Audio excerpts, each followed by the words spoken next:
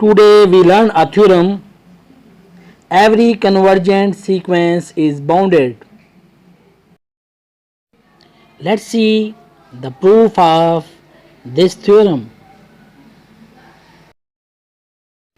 Let the sequence Sn be a convergent sequence. This sequence converges to a real number L. फर्ज किया sequence S N एक convergent sequence है और ये एक रियल नंबर एल पर कन्वर्ज करती है. Now we are defining the value of epsilon is equal to 1. We are taking value of epsilon is equal to 1.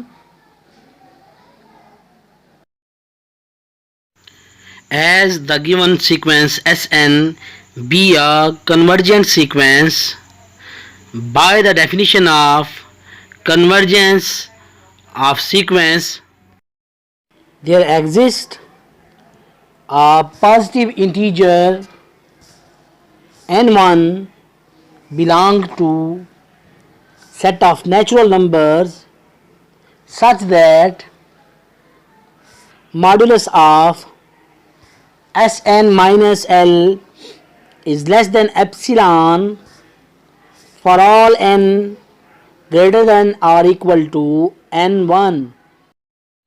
Modulus of Sn minus L is less than epsilon है for all n is greater than or equal to n1.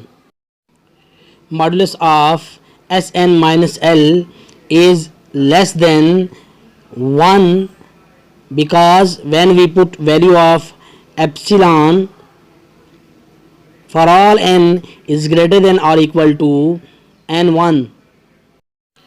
This modulus means that Sn minus L is greater than minus 1 and less than 1 for all n is greater than or equal to n1. Now adding L in this inequality, it will become Sn is greater than L minus 1 and less than L plus 1 for all n is greater than or equal to n1.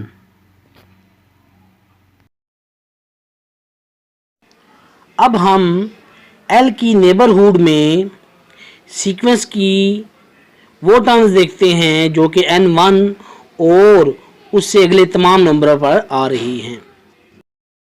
The terms of the sequence Sn for all n is greater than or equal to n1 are getting closer to L. Sequence Sn की वो terms जो कि n1 और इसके बाद तमाम नंबरों पर आ रही हैं, ये L की नेबरहुड में लाई करेंगी और L के पास पास अप्रोच कर रही हैं. अब हमने चूँकि इस सीक्वेंस को बाउंडेड प्रूव करना है, अब हम ये देखना चाहते हैं क्या ये सीक्वेंस दो नेचुरल नंबर के बिटवीन लाई कर रही है या नहीं कर रही. m प्राइम एक ऐसा नंबर है जिससे सीक्वेंस की तमाम टर्म्स या तो ग्रेटर होंगी या फिर इक्वल होंगी और इसे आप कहेंगे कि ये बाउंडेड बिलो सीक्वेंस है और ये सीक्वेंस बाउंडेड अबव भी है और हम ये सपोज करते हैं कि ये किसी नंबर m से सीक्वेंस की तमाम टर्म्स लेस देन और इक्वल टू m हैं. You see that m prime is equal to minimum of s1, s2 dot sn1 minus 1 comma l minus 1.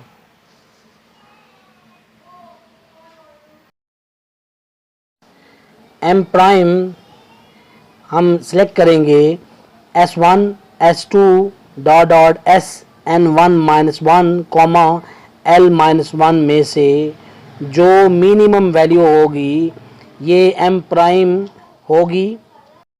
अब हम इस सीक्वेंस की मैक्सिमम वैल्यू ढूंढेंगे जिससे all terms of the sequence less than और equal होंगी। फ़र्ज़ किया कि m maximum value of the sequence है, m is equal to maximum of s1 s2 dot dot sn1 minus one comma l plus one. Here see that the terms of the sequence Sn are bounded. There exists an upper bound over here and a lower bound over here.